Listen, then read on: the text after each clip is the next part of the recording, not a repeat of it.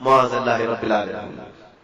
میرے عزیزوں، میں ان ترقیات کے خلاف نہیں ہوں، اسپیس کے خلاف نہیں ہوں، میں چاند کے بارے میں گفتگو نہیں کر رہا ہوں، لیکن بعض محققین نے کہا کچھ لوگوں کی شرارت یہ ہے جیوز میں سے جو ہر نئی ٹیکنالوجی کو خدا کے خلاف سوچتے ہیں۔ یہودیوں میں بھی، آج میں پورے یہودیوں کی بات نہیں کر رہا، بہت سارے یہودی وہ ہیں جو ان شرارتوں کو بالکل پسند نہیں کرتے، وہ تورات انجیل پر یقین رکھتے ہیں، ایمان رکھتے ہیں۔ عیسائیوں میں بھی سارے نہیں ہیں، وہ بھی اپنی مقدسات پر ایمان رکھتے ہیں، لیکن کچھ ایسے ہیں جن کو عباد الشیطان کہا جاتا ہے۔ یہودیوں میں ایک تنظیم ایسی نکلی جو ڈیول ورشپرز ہیں، یعنی شیطان کی عبادت کرتے ہیں، پوجا کرتے ہیں۔ یہ ان کا پورا کیا ہوا ہے، پوری دنیا کو بدلا ہوا۔ اب سنیے، اب یہ پوری دنیا میں کیا ہنگامہ مچا رہے ہیں، کیا ہنگامہ مچائے گا۔ میں باخبر ضرور کرنا چاہوں گا ہر بچے کو، ہر جوان کو۔ میں نے مصر میں ایک کتاب پڑھی تھی، تقریباً وہ 150 سال پہلے کی ایک میٹنگ ہوئی تھی۔ حاخام کہتے ہیں یہودیوں کو، حاخام، یہ یہودیوں کے بڑے حکیم جو ہوتے ہیں ان کو حاخام کہتے ہیں۔ انہوں نے ایک میٹنگ لی اور اپنے حکیم سے یہودیوں نے پوچھا کہ ہم لڑکیوں کو ننگا تو کرنے کی پوری کوشش کرتے ہیں، لیکن مسلمان لڑکیاں ننگی نہیں ہوتی جلدی، یہ جلدی اپنا لباس اتار کر کے باہر آتی نہیں، ہم نے تقریباً دنیا کو ننگا کرنے کی کوشش کرتا ہے۔ تو اس حکیم نے 150 سال پہلے کی بات بتا رہا ہوں، کیا مشورہ دیا جانتے ہیں؟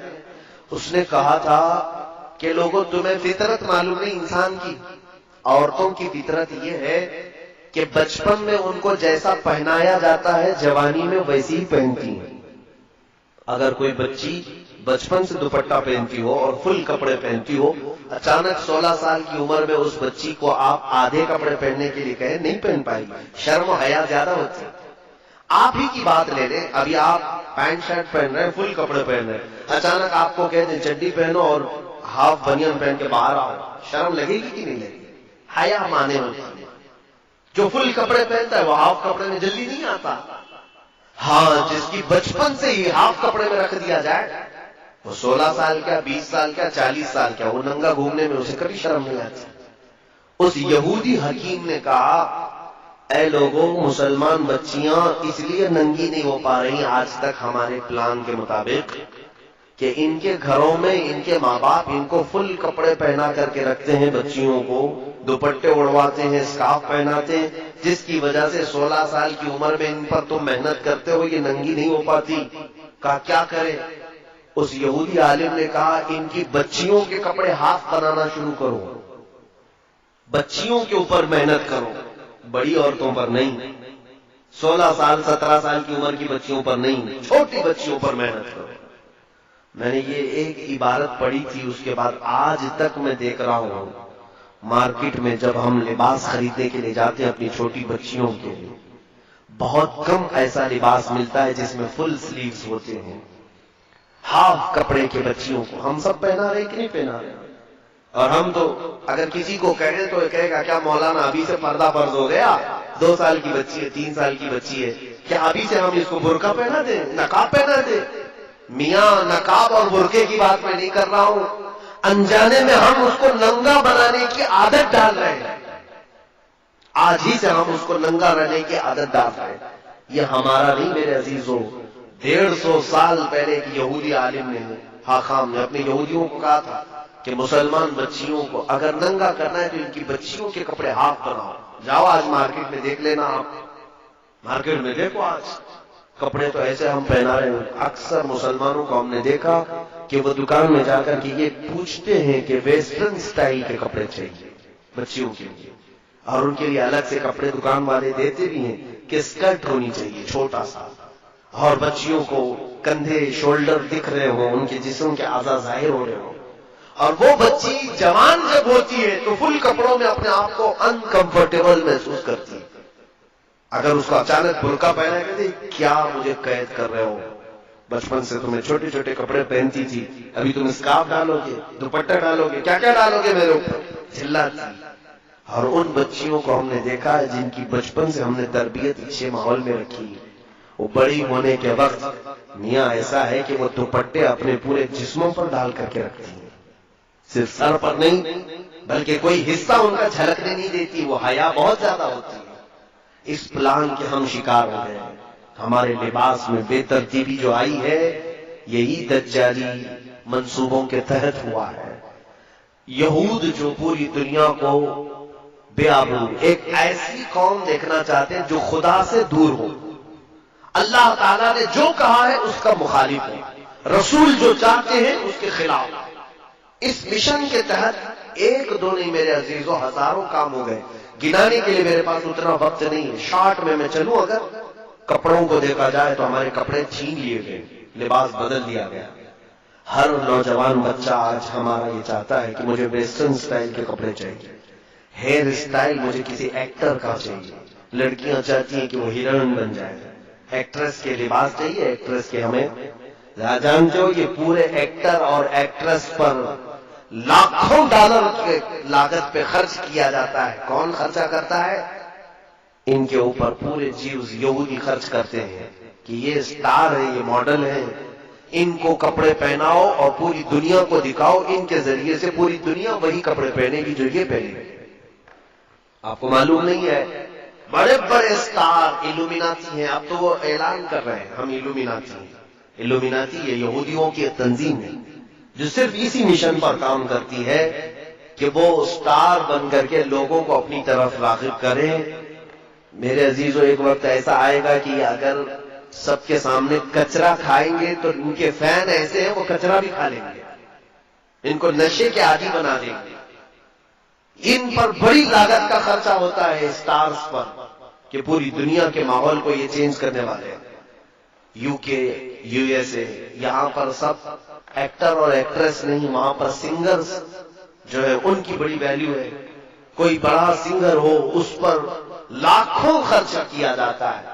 فٹ بال پلیئرز جتنے ہیں ان کے اوپر بہت ڈالر کے خرچ ہوتے ہیں کیونکہ ان کے لاکھوں کی تعداد میں فینس ہوتے ہیں، ان کو دیکھنے والی ایک بڑی دنیا ہوتی ہے۔ آپ دیکھیں کسی بھی ایکٹر کی آپ ہسٹری نکال کر کے دیکھیں، اس کے فالوورز کتنے ملینز میں ہیں، کسی کے بلین میں ہیں۔ ایک وہ عمل کرے گا تو پورے ملین لوگ اس کے فالوورز عمل کرنے لگ جائیں گے۔ یہودیوں نے بہت آسانی سے اپنے معاملات دوسروں تک پہنچانے کے لیے پوری دنیا کے کریم طبقے کو چوائس کیا ہے۔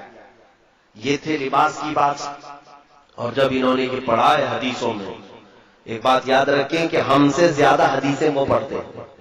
یہ قرآن کے حافظ ہوتے ہیں، محدث بھی ہوتے ہیں، مفسر بھی ہوتے ہیں۔ آج مصر میں کتنے تو ایسے ہیں جن کو مستشرق کہا جاتا ہے، یعنی اورینٹلائز۔ یہ لوگ یہودی ہیں اور اسلامی تعلیمات کے ماہر ہوتے ہیں، یونیورسٹی میں پڑھا ہے۔ کائرو یونیورسٹی میں میری خود ملاقات تھی ایک ڈاکٹر جو اسلامی شریعت کی کتابیں پڑھاتا ہے، یہودی عالم، کہ ہم سے زیادہ پڑھتے ہیں۔ جب انہوں نے یہ پڑھا کہ مسلمان سب سے زیادہ ان کا لگاؤ اللہ اس کے رسول سے ہے، کم ہونے کے لیے مین چیز کیا ہے تو رزق ہے۔ ہمارا سارا معاملہ رزق پر چلتا ہے، اگر رزق اچھا ہے تو دعائیں بھی پہنچتی ہیں، عبادتیں بھی پہنچتی ہیں، اور رزق خراب ہو گیا تو سارا ہمارا کنیکشن کٹ گیا، ختم ہو گیا، ہماری دعائیں اجابت سے نہیں ٹکراتی، ہماری عبادتیں قبول نہیں ہوتی۔ تو رزق پر ایسا عمل کیا گیا ہے، ایسا کہ پوری دنیا میں آج دیکھیں چند سالوں کے بعد حلال کھانا ہمارے لیے مشکل ہو جائے گا۔ حلال کھانا مشکل ہے، بہت کم ایسے لوگ ہیں جو بچ پائے ہیں حرام سے، ورنہ تو پورا ایک طبقہ، عرب والے تو پورے کے پورے مبتلا ہیں۔ ان کے گھر گھر پر KFC اور میکڈونلڈ، سب ہوئے، نہ جانے کتنی ایسی فوڈ کی کمپنیاں پہنچی ہوئی۔ کئی ایسی کمپنیاں ہیں جو پورک بناتی ہیں، کئی ایسی کمپنیاں ہیں جو علل اعلان بیچتی ہیں کہ ہمارے ہاں خنزیر کا گوشت بکتا ہے۔ خود ممبئی میں ایک مسلمان پیزا کا ایک ہوٹل چلاتا ہے، مسلمان ہے، اس کے پاس دونوں سیکشن ہیں، پیزا نان ویج اور ویج کا۔ نان ویج کے پیزے میں اس نے خنزیر کا گوشت ملا کر کے بیچتا ہے اور اس سے سوال بھی کیا گیا تو کہتا ہے یہ تو آپ کی چوائس ہے، چاہے تو آپ کھائیں نہیں تو نہ کھائیں، میں زبردستی تھوڑی نہ بیچ رہا ہوں۔ میرے عزیزوں، کھانے کی چیزوں کو اتنا بدل دیا گیا. اسی لیے میں کہتا ہوں اپنا ٹیسٹ بدل لو. بہت زیادہ زبان کو لذتوں کا عادی مت بنانا ورنہ حرام چلا جائے گا پیٹ میں. اور پھر ہمارے ہندوستان میں کیا چھوڑا گیا؟ ہر اناج کو، ہر چیز کو کبھی گائے کا پیشاب ملا کر کے، کبھی پتہ نہیں کیا کیا ملا کر کے. کمپنیاں نہیں آئی ہمارے یہاں. کوئی چاکلیٹ نہیں چھوڑا انہوں نے حرام چیزوں کے ملانے سے کہ بچے چاکلیٹ کھائیں اور اس میں پتہ نہیں کن کن جانوروں کی چربیاں ملائی گئی.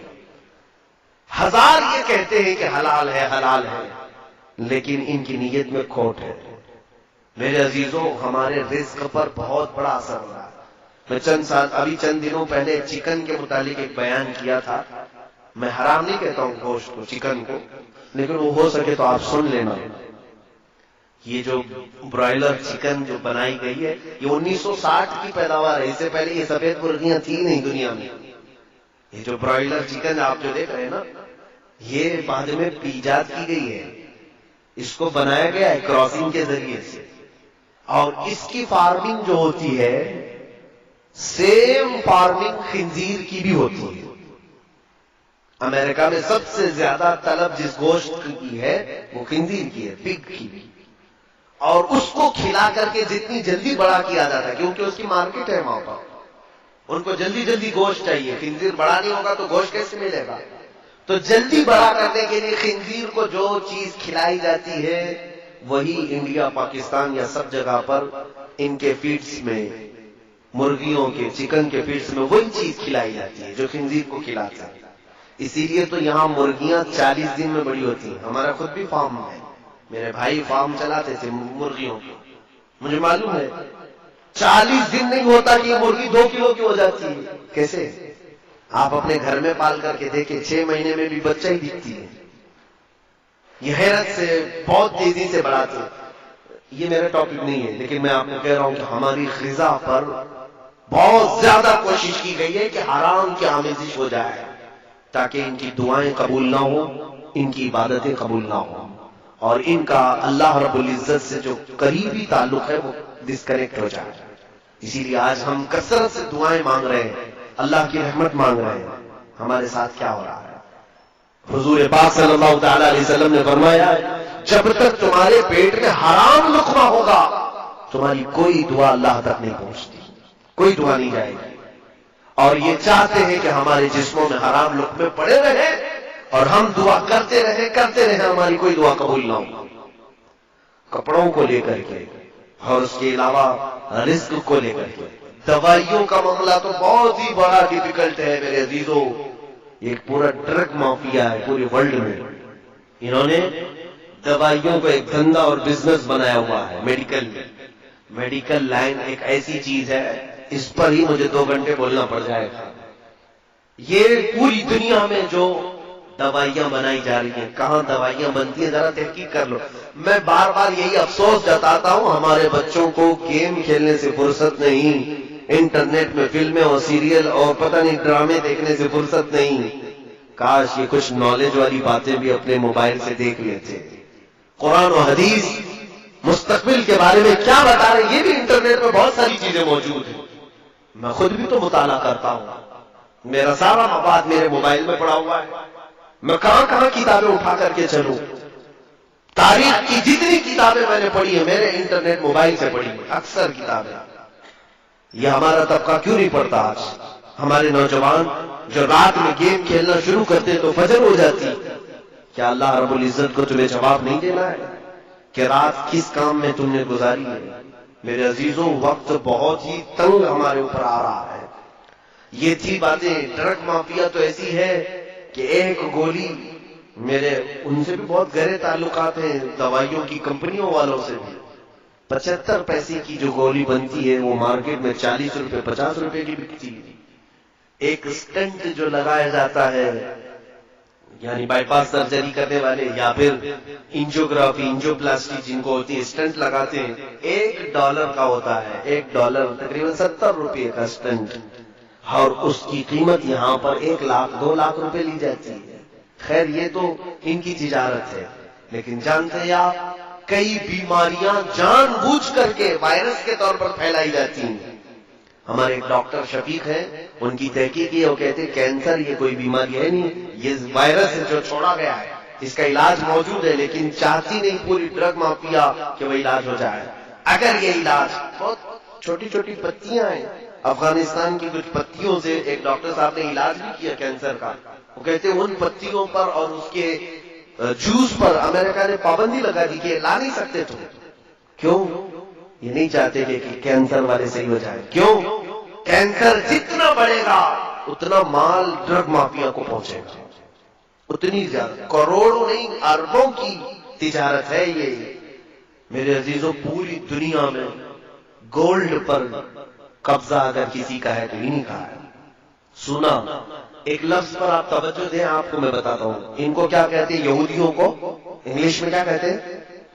معلوم ہوگا نا آپ کو، جیوز۔ اور دنیا میں آپ دیکھنا، سونے کی، گولڈ کی جو بھی دکان ہے اس کو کیا کہتے ہیں؟ جیویلری۔ کیا کہتے ہیں؟ جیویلری۔ یہ جیوز کا لفظ جیویلری کے اندر ساتھ میں رکھا جاتا ہے، وہ یہ تمہیں احساس دینا چاہتے ہیں کہ سونے پر صرف ہمارا حق ہے، سونے پر صرف ہمارا حق ہے۔ اور یہ بھی آپ کو میں بتاؤں کہ ان کی پلاننگ کہ پوری دنیا میں سونے اور چاندی کو یہ قبضہ کریں گے اور یہ جو بولیں گے وہ کرنسی چلے گی۔ آج دیکھیں کرنسی کا معاملہ بڑا ڈیفیکلٹ ہے۔ مجھے آج اعلیٰ حضرت فاضل بریلوی کی یاد آتی ہے، سرکار امام محمد رضا خان فاضل بریلوی رضی اللہ تعالیٰ عنہ 100 سال پہلے ہی ایک رسالہ لکھا ہے، کفل الفقیہ الفاہم فی احکام القرطاس والدراہم۔ اس پہلے زمانے میں کرنسی کیا چلتی تھی جانتے ہیں آپ؟ سونے کے سکے، چاندی کے سکے۔ توجہ چاہوں گا، سونے کے سکے، چاندی کے سکے۔ سونے کے سکوں کو دینار کہتے تھے اور چاندی کے سکوں کو درہم کہتے تھے۔ درہم اور دینار چلتے تھے پہلے۔ اب سنیے گا، سونے کا ایک سکہ ہے اور چاندی کا ایک سکہ ہے، اس کی اپنی ایک ویلیو ہے کہ نہیں ہے؟ وہ سونے کا ہے میاں۔ آج اگر ظاہر سی بات ہے کسی بھی سکے پر بادشاہ کی فوٹو ہوگی جو اس وقت بادشاہ چل رہا ہے، چلے بادشاہ ختم ہو گیا، دوسرا بادشاہ آ گیا، کیا وہ سکہ بیکار ہو جائے گا؟ سکہ خراب ہو جائے گا؟ نہیں، صرف فوٹو بدلنا ہے، جاؤ میلٹ کرو، سنان کو دو، وہ میلٹ کر کے دوسرا سکہ بنا دے گا، لیکن اس کی ویلیو ہے کہ نہیں؟ چلے حکومت ختم ہو گئی، جو سکے چل رہے تھے چاندی اور سونے کے، لے جاؤ سب بیچو۔ ارے آپ کو تو کلو کے وزن پر قیمت ملے گی، سونے اور چاندی کی ویلیو ہے کہ نہیں؟ یہ یہودیوں نے پوری دنیا سے سونے اور چاندی کے سکوں کو ہٹا دیا اور اس کی جگہ پر کاغذ کے ٹکڑے لائے۔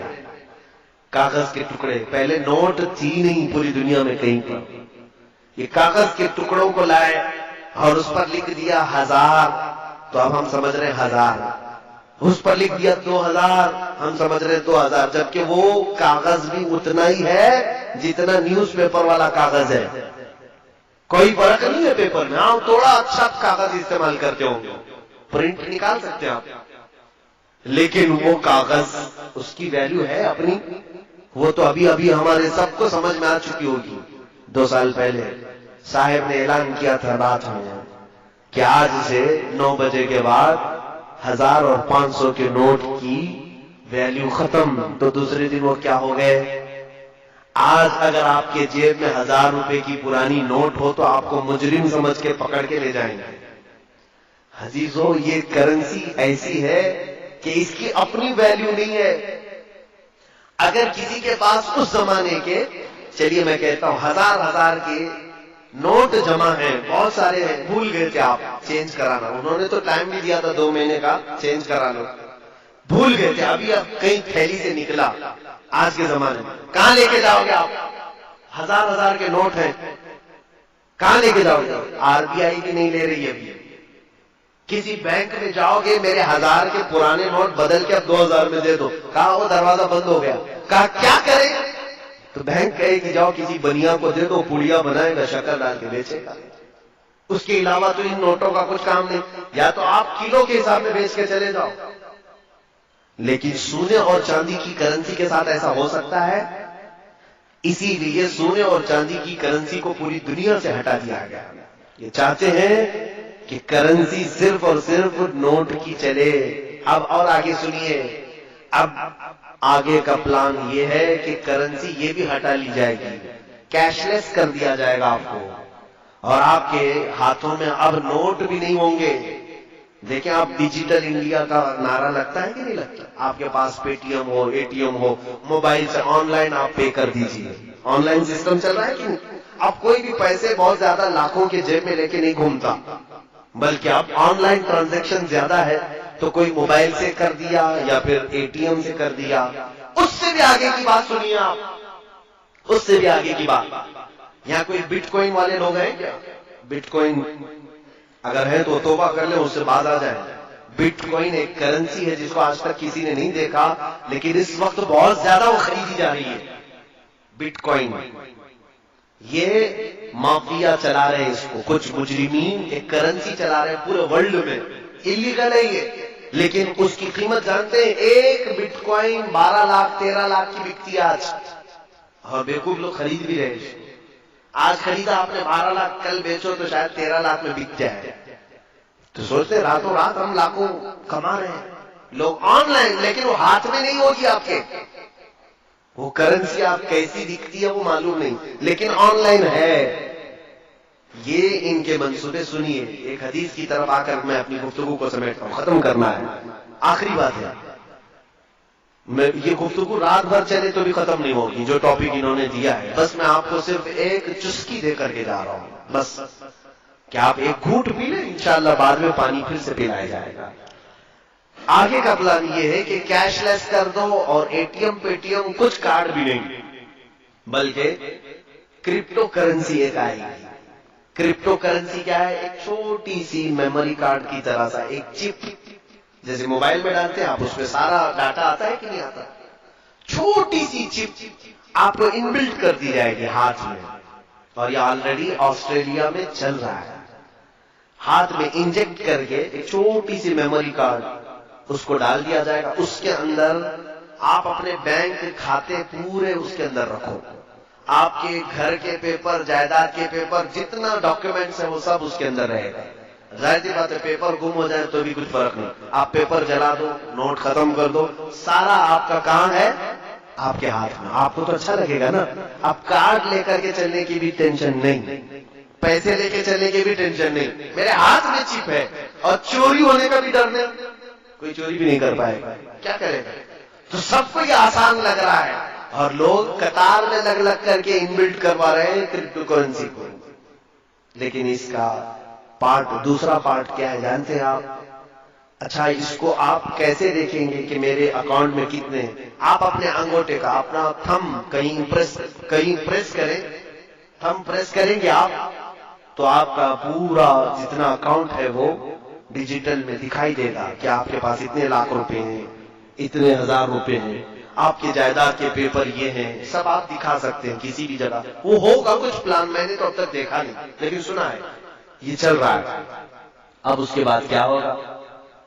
اس کے بعد کیا ہوگا؟ ہم نے کرنسی سب ہٹا دی، گھر میں بھی پیسے نہیں، بینک میں بھی پیسے نہیں، کہیں نہیں، سب کہاں ڈال دیا ہم نے؟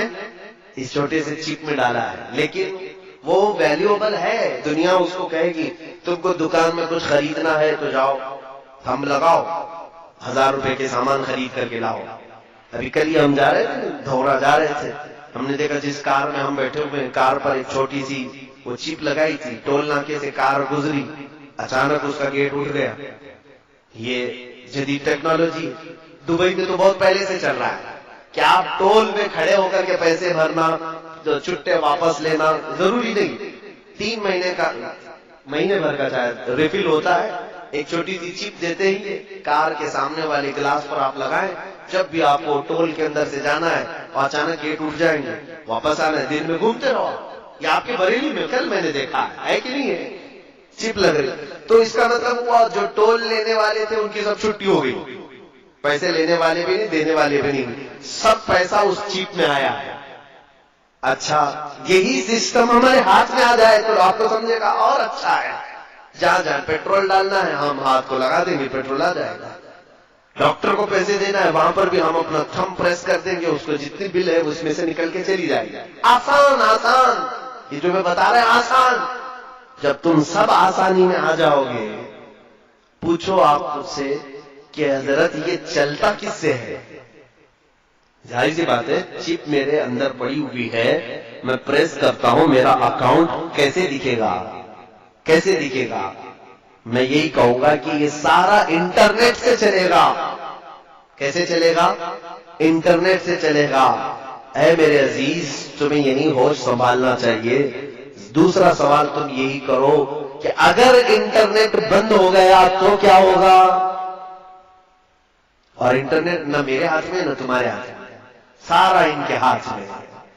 انٹرنیٹ یہ جس وقت چاہے بند کر دے. جس وقت انٹرنیٹ بند ہوا وہ تمہاری چیپ تو وہیں پڑی ہوئی ہے. سامان والے کے پاس جاؤ گے، انگلی گھستے رہو، کچھ نہیں نظر آئے گا، کیونکہ انٹرنیٹ سے چلتا ہے. آج بھی آن لائن ٹرانزیکشن کا جو نقصان کشمیر میں ہوا، ان کشمیریوں سے پوچھو. 1 مہینے تک ان کا نیٹ بند رکھا گیا تو ان کے ٹرانزیکشن سب پورے کے پورے وہی سے ٹھپ پڑ گئے. جو آن لائن کرتے تھے کاروبار، ان کا سب ٹھپ پڑا ہوا ہے، کیونکہ نیٹ ہی نہیں چل رہا ہے. تو کیسے کریں گے؟ پیسہ تو اکاؤنٹ میں ہے لیکن وہ دیکھ نہیں سکتے. میرے موبائل میں ایپ ہے، ایپلیکیشن بینک کا، میں ڈائریکٹ کھول کر کے دیکھ سکتا ہوں کہ میرے اکاؤنٹ میں کتنے پیسے ہیں. لیکن میرے عزیزوں، کب دیکھ سکتا ہوں؟ جب میرے موبائل میں انٹرنیٹ اوپن ہے. تو اگر انٹرنیٹ بند ہے تو میں موبائل لے کر کے دن بھر پھروں، مجھے پتا نہیں ہوگا میری بینک میں کتنے پیسے ہیں. صحیح بات ہے کہ نہیں ہے؟ تو آپ کو ڈیجیٹل لائف میں لایا جائے گا، اور کرپٹو کرنسی کے نام پر ایک وقت ایسا آئے گا.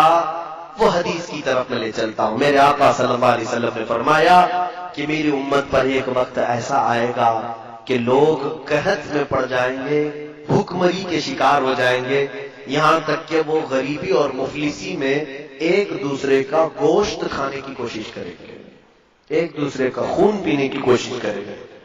کیسے؟ یہ وقت آئے گا جب آپ خرید نہیں سکتے، بیچ نہیں سکتے، کچھ نہیں کر سکتے. گھر میں بھوکا تو نہیں مرے گا آدمی، ساری چیزیں ختم کر دی جائیں گی. تب پھر آدمی ایک دوسرے پر جھپٹ پڑے گا، قتل کرنے کی کوشش کرے گا، انسان کا گوشت کھانے کی کوشش کرے گا. ان تمام چیزوں کی طرف اگر کوئی لانے کی کوشش کر رہا ہے تو یہی دجالی جو تنظیمیں ہیں. میرے عزیزوں، یہ ٹاپک چھوٹا نہیں ہے، بہت طویل ہے. پھر کسی دوسرے وقت پر میں ضرور حاضر ہو کر عرض کرنے کی کوشش کروں گا. جو کچھ بیان ہوا وہ آغاز باب تھا، آج یہ کہنا مناسب ہوگا. جو کچھ بھی بیان ہوا وہ آغاز باب تھا، لیکن میں انٹلیکچوئل طبقے کو یہ ضرور کہنا چاہوں گا، تم الرٹ رہو، تم حدیثوں کو پڑھو. اللہ کے نبی صلی اللہ تعالی علیہ وسلم نے ہر بڑے حادثے سے تمہیں پہلے ہی بتا دیا ہے کہ کیا ہونا ہے.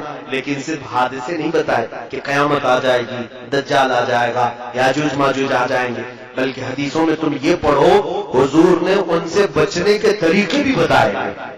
یہ میرے آقا کی شان ہے، جہاں حادثوں کی خبر دی وہیں میرے آقا نے یہ بھی بتایا کہ تم اپنے آپ کو کیسے بچا پاؤ گے. جیسے کہ ایک حدیث ملتی ہے کہ حضور صلی اللہ تعالی علیہ وسلم نے فرمایا قیامت کے قریب تم دیکھو گے انگلیوں کے پور سے لوگ گناہ کریں گے. انگلیوں کے پور سے، شاید اس زمانے کے لوگ جانتے بھی نہیں ہوں گے انگلیوں کے پور سے گناہ کیسے ہو سکتا ہے. آج ہم دیکھ رہے ہیں سارا گناہ ٹچ اسکرین سے ہوتا ہے کہ نہیں ہوتا ہے؟ ٹچ اسکرین سے ہماری انگلیوں کا یہ پور، سامنے کا حصہ، یہی تو موبائل پر ٹچ ہوتا ہے. ہر نوجوان بچے اور بچیوں کے ہاتھوں میں جو آج موبائل ہے، اور اپنی تنہائی میں اور اپنے مجمع میں یہ کیا کیا دیکھتے ہیں اللہ جانتا ہے، اور وہ بھی جانتے ہیں کہ اکثر لوگوں کا موبائل غیر امانت دار ہے. بہت سارے لوگوں کا موبائل ان کے دل سے زیادہ غلیظ ہو چکا ہے. میرے عزیزوں، یہ ہم انگلیوں سے اتنے گناہ کر رہے ہیں جتنی ہماری شرمگاہ بھی اتنے گناہ نہیں کرتی، جتنا ہماری انگلیاں گناہ کر رہی ہیں. جتنی مرتبہ تم نامحرم عورتوں پر ٹچ کرتے جاؤ گے اتنے زنا کی گناہ بڑھتے جائیں گے. کیونکہ حدیث میں ہے العین تزنی، آنکھ بھی زنا کرتی ہے، انگلی بھی زنا کرتی ہے. پتہ نہیں ہماری انگلیاں کتنی بار زنا کرتی ہیں. تو حضور نے جو فرمایا تھا کہ تم دیکھنا انگلیوں کے پور سے گناہ کیا جائے گا. میں یہی تو کہہ رہا تھا کہ حضور نے ڈرایا ہے آنے والی چیزوں سے تو علاج بھی بتایا ہے. صحابہ نے پوچھا یا رسول اللہ صلی اللہ علیہ وسلم جب انگلیوں کے پور سے گناہ ہونے لگے تب ہم کیا کریں؟ سنو ہم سب کے لیے، اے بچوں، جوانوں، سب لوگ، حضور نے 1400 سال پہلے فرمایا، ارشاد فرماتے جب انگلیوں کے پور سے گناہ ہونے لگے، علیکن بالحساد، عورتوں کو حضور نے ڈرایا تھا، فرماتے تم اپنے ان انگلیوں میں تسبیح گھمانا شروع کر دو، ان انگلیوں میں تسبیح گھمانا شروع کر دو، جب تمہاری انگلیاں تسبیح کی عاشق بن جائیں گی تو تمہاری ان انگلیوں کو اللہ تعالیٰ گناہ سے بچا لے گا۔ وآخر دعوانا الحمدللہ رب العالمین۔